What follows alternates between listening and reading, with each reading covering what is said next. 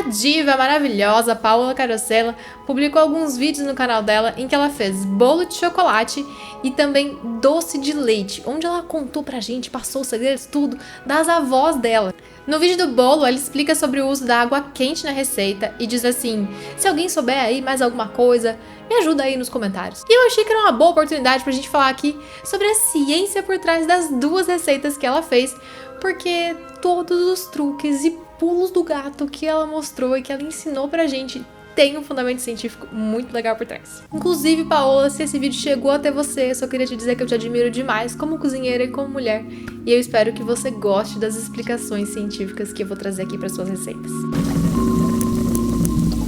Vamos começar pelo bolo de chocolate. A Paola fala sobre o uso da água quente nessa receita ser para a cor do chocolate ficar mais escura e também para diminuir a formação de glúten. E diminuindo o glúten, a gente consegue deixar o bolo mais fofinho. A gente, inclusive, já conversou sobre isso aqui em outros vídeos, mas como tem muita gente nova aqui no canal, inclusive sejam todos muito bem-vindos, vamos relembrar rapidinho que o glúten é uma proteína formada quando a farinha entra em contato com a água.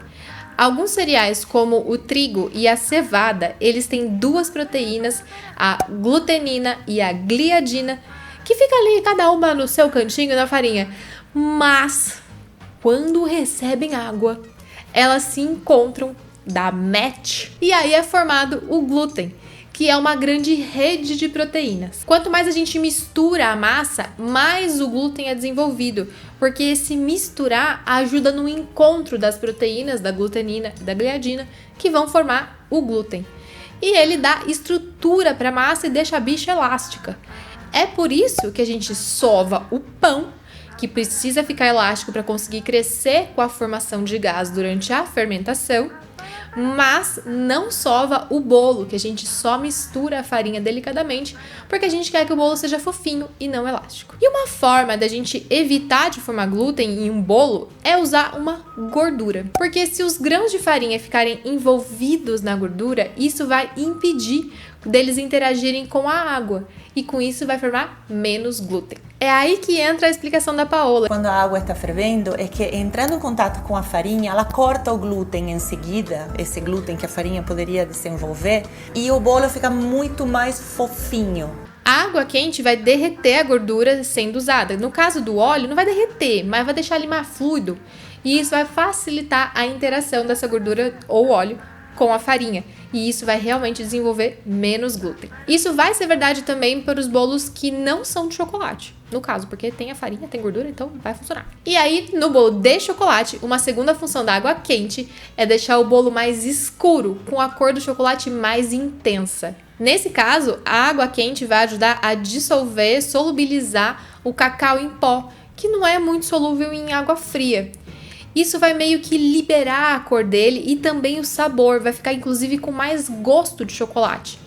Isso é chamado de blooming do cacau, que a gente poderia traduzir algo como desabrochar do cacau, como se a gente estivesse acordando as melhores características do cacau em pó para a gente trazer mais sabor para aquele bolo. E aqui, inclusive, a Paola até menciona isso, dá para usar café quente ao invés da água, porque o café vai realçar o sabor de chocolate, mas fica tranquilo que não vai deixar com gostão de café, embora um bolo de café com chocolate seja muito bom. E aí, para finalizar essa parte do bolo, ela também usa, além do fermento, bicarbonato de sódio para ajudar o bolo a crescer e ficar fofinho. E aí, por quê, não é mesmo? Por que adicionar bicarbonato de sódio se já tem fermento no rolê? Talvez seja muito? Sim, é muito. Pois muito bem. No fermento, a gente tem junto naquele pozinho um ácido em pó e o bicarbonato, que é alcalino ou básico.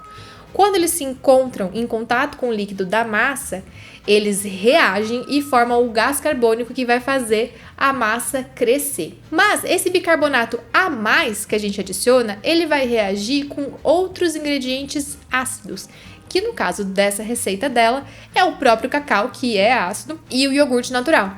E isso vai formar uma quantidade extra de gás carbônico e vai ajudar o bolo a crescer, além de neutralizar um pouquinho esse ácido de um jeito que contribui para a textura final do bolo. E agora a gente pode partir para o doce de leite, que tem várias coisas legais para comentar. E agora eu tenho um recadinho especial para você. Cansada de querer apoiar seus canais favoritos e não ter dinheiro?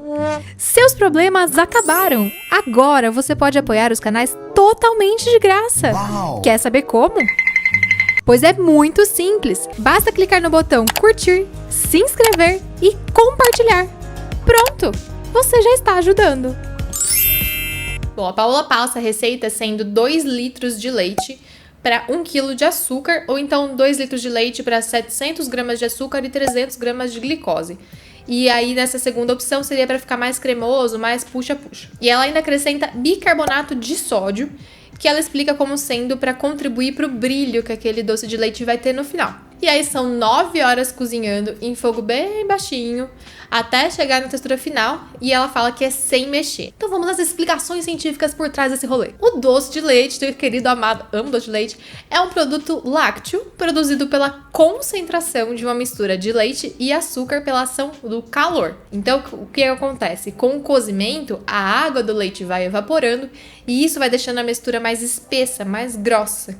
Então a gente vai realmente engrossar a mistura e o termo técnico para isso é concentrar. Quanto mais tempo essa mistura ficar evaporando, mais água ela vai perder e com isso mais cremosa ela vai ficar. Porém, a temperatura tem que ser realmente bem baixa, como ela fala, porque senão a gente vai queimar o trem antes de virar doce de leite.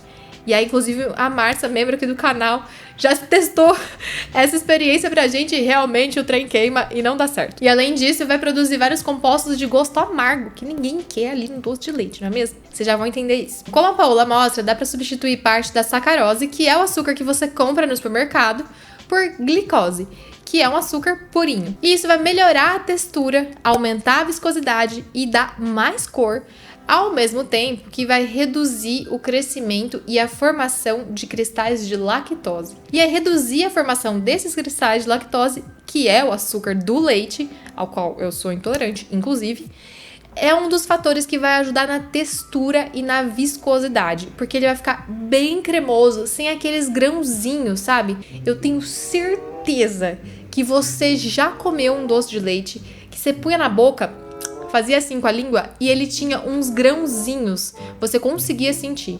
Esses grãozinhos são cristais. E aí, só para deixar claro, cristal é a forma sólida de alguma coisa. O açúcar é um cristal de sacarose. O sal é um cristal de cloreto de sódio. O gelo, o floco de neve, são tipos de cristais de água. E aí, para formar os cristais de lactose, nesse caso, as moléculas precisam se encontrar ali no meio e ficar bem pertinhas umas das outras. O que vai acontecer é que a glicose vai atuar como um agente interferente que vai bloquear o caminho entre uma molécula e outra de lactose, para elas não se encontrarem. Igual aqueles pets que sentam no meio do casal no sofá, impedindo interações conjugais. É isso aí. Mas, se você não quiser usar a glicose, tem um outro jeito de tentar impedir a formação dos cristais, que é não ficar mexendo. É exatamente o que a Paola fala no vídeo, e ela inclusive ensina a dica do pires no fundo da panela, para o movimento do pires mexer o doce suavemente, sem agitar muito, para as lactose tudo ficar longe umas das outras. E isso também está relacionado com não ficar removendo a espuma que se forma enquanto o doce está sendo feito, que ela explica que deve ser feito só no final. E aqui eu só preciso explicar uma outra coisa antes de falar. Conforme o leite vai perdendo água, a solução que vai ficando ali, ela vai ficar super concentrada ou super saturada.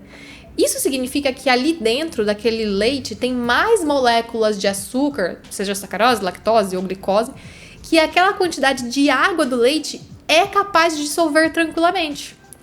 A temperatura alta, né, que a gente está aquecendo essa mistura, permite com que esse açúcar fique dissolvido, mas qualquer perturbaçãozinha ali pode fazer com que os cristais comecem a se formar. E uma dessas perturbações pode ser cair ali dentro um que a gente chama de cristal semente, ou seja, um cristal que vai dar origem a cristais maiores. No caso do doce de leite, esse cristal semente poderia ser uma parte da espuma caindo de volta no doce, e isso poderia então provocar a cristalização da lactose e cagar tudo. E aí isso funciona assim, sabe quando você não sabe se vai pra algum lugar? Aí um dos seus amigos resolvem ir, e aí porque eles foram, você vai também? O cristal semente é meio que isso. ele começa um processo que as outras moléculas vão seguindo e imitando até formar um cristal bem grandão. E um outro ponto para evitar a formação desses cristais é deixar o doce de leite pronto esfriar sozinho, porque assim as moléculas se abundam cada uma no seu canto e também não formam os cristais. Se você forçar o resfriamento, pode ser que ele cristalize. É verdade. Quer dizer, às vezes não. E aí, quanto à cor mais escura, se a gente adiciona a glicose, isso tem a ver com o quê?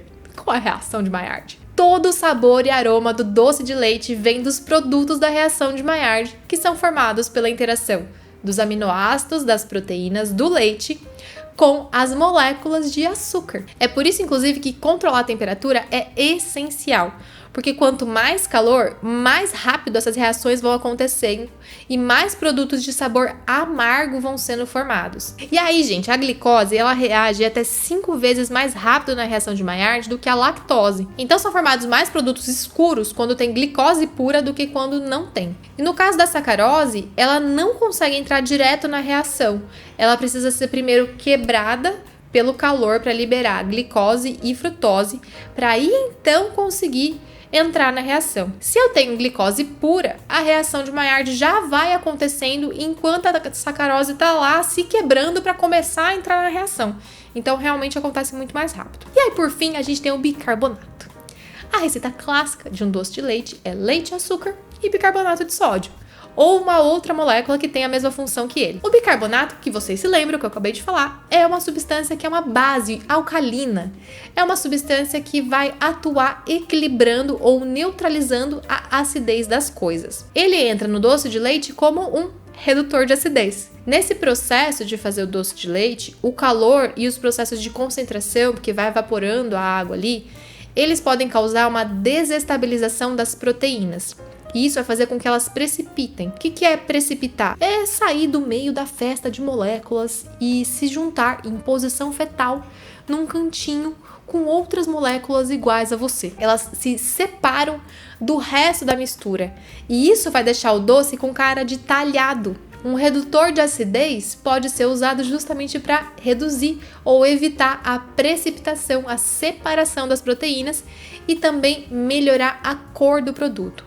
O bicarbonato vai aumentar o pH da mistura e isso vai favorecer a reação de Maillard também. Essa é a explicação científica para esse vídeo do Mohamed, inclusive, onde ele mostra o porquê de colocar bicarbonato de sódio num doce de leite. Bicarbonato de sódio. A gente usa o bicarbonato para que isso tudo não talhe. E eu acho incrível, gente, que exista tanta química envolvida em tudo o que as avós da Paola já faziam sem saber de todos esses conhecimentos. Eu espero que vocês tenham gostado desse conteúdo. E me conta aqui, menina, que menino, menine, todo mundo, me conta aqui que outra receita famosa você gostaria de me ver analisando. Quem sabe não vira um conteúdo aqui também, não é mesmo? Beijo, tchau. O que deixa o bolo... Inclusive, seja muito bem-vindo. Sejam muito bem-vindos. Eu esqueci a conjugação gramatical da... Meu Deus, vamos de novo. Vou tentar me controlar. E ela ainda acrescenta uma pitada de... Não é uma pitada, acho que é mais que uma pitada. Eu não gostei. Eu vou falar de novo. Então vamos às implicações não. Implicações também, mas vamos às explicações. Você já se hidratou hoje, editor? Beba água.